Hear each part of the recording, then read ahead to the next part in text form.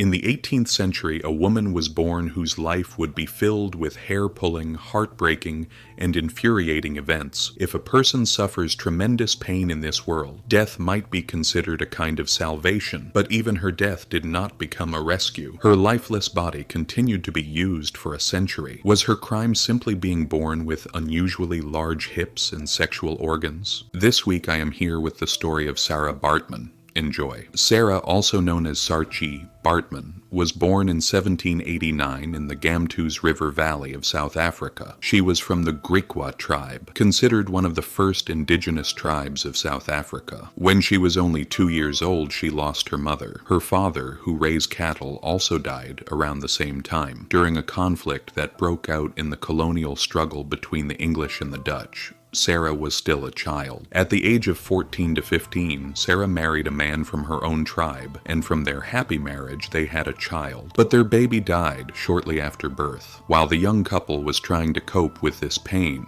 Sara, still only 16, lost her husband as well. He became a victim of Dutch colonizers for unknown reasons and died. Up to this point, Sara had already endured more suffering than most people see in a lifetime. Having lost her mother, father, child, and husband, while still young and left unprotected under harsh conditions, Sara was taken by a black trader named Willem Caesars and forced to work as a slave on a farm in Cape Town. While working as a slave on the farm, she was not treated kindly, as expected. But considering the pain she had already lived through, how much could she even care? One day, a doctor and soldier named William Dunlop, who had come to Caesar's farm, noticed Sara. Sara had very wide and prominent hips, and also an excessively large and noticeable sexual organ. Considering the conditions of the time, the clothing of enslaved women was extremely loose and did not reveal body contours, so Dunlop noticing her hips may be possible, but how he noticed her genitals is something I genuinely do not understand. William Dunlop wanted to take Sara to London and exhibit her, believing she would attract great interest from the European public. He made many promises,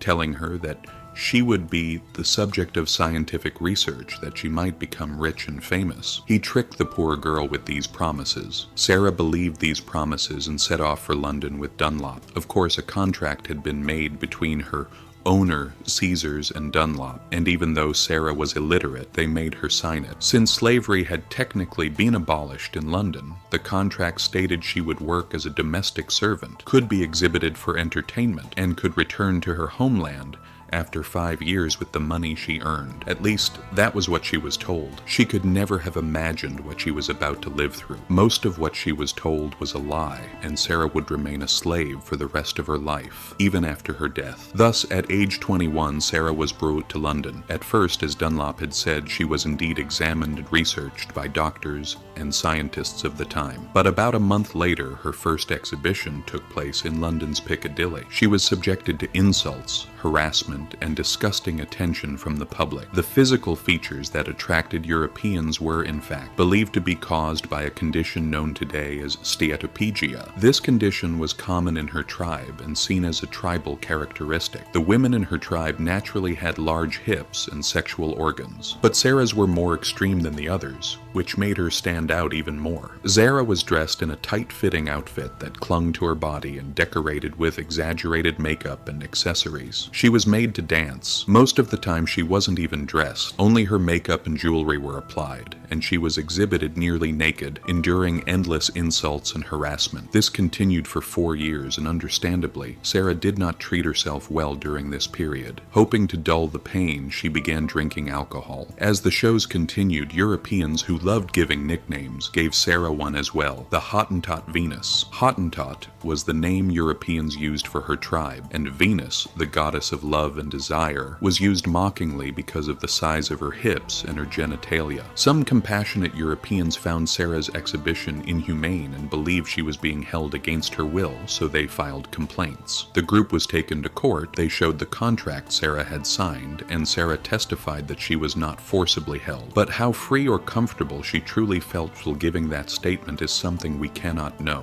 From 1810 to 1814, Sara performed in various museums and circuses in London. When her so-called owners apparently felt they had extracted enough profit, they sold her in 1814 to a man in Paris who staged wild animal shows. He continued to exhibit her in the same way. After Sara began being displayed in Paris, the situation became even more grotesque. Her owner did not only allow people to look, he also allowed them to touch her, effectively selling her body to white men. Sara was exhibited like an animal in a cage next to a rhinoceros, performing whatever actions her owner instructed to entertain curious spectators. But fortunately, or perhaps unfortunately, depending on one's view, Sara died about a year later in 1815 at the age of 26, reportedly due to alcohol consumption and stress. But the horrors did not end. What you are about to hear may be disturbing, so I warn you now. The day after Sara Baartman's death, she was taken by Georges Cuvier, Napoleon's surgeon, and examined. He dissected her body, removed her brain and sexual organs, and sent them to a museum in Paris where they were displayed. The remaining parts of her dissected body were stuffed and once again put on display. The profits earned from her living body were apparently not enough. Her corpse also endured endless violations. European scholars writing articles about her body did not forget to emphasize how superior and normal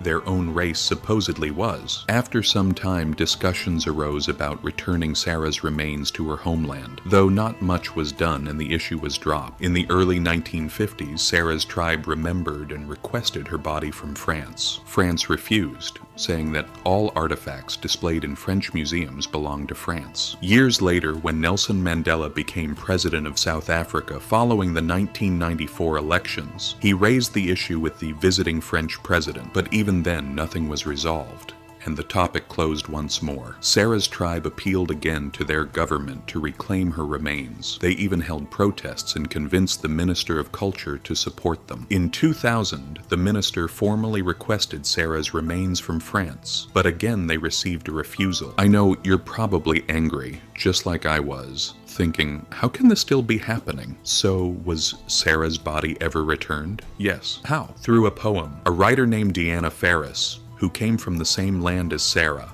wrote a poem calling for Sara's remains to be returned to Africa. The poem suddenly went viral in France. Nicolas About, a French senator who saw the poem online, was deeply moved. He read the poem aloud before the entire Senate and concluded by saying, they wanted to record her as a monster, but where, truly, is the real monstrosity in this story? The Senate was moved by this, and the senators demanded Sara's repatriation. In 2001, they prepared a draft bill. About a year later, in early 2002, the bill was approved, and Sara's remains were finally returned to her homeland. 3 days later, on August 9th, officially celebrated as Women's Day in South Africa, she was buried in her own village. And the story of this young woman whose suffering lasted more than a century finally came to an end. Thank you very much for watching up to this point. If you liked the video, don't forget to subscribe and hit the like button. I read all your comments and value your feedback, so don't hesitate to share them below. Until the next video, take care.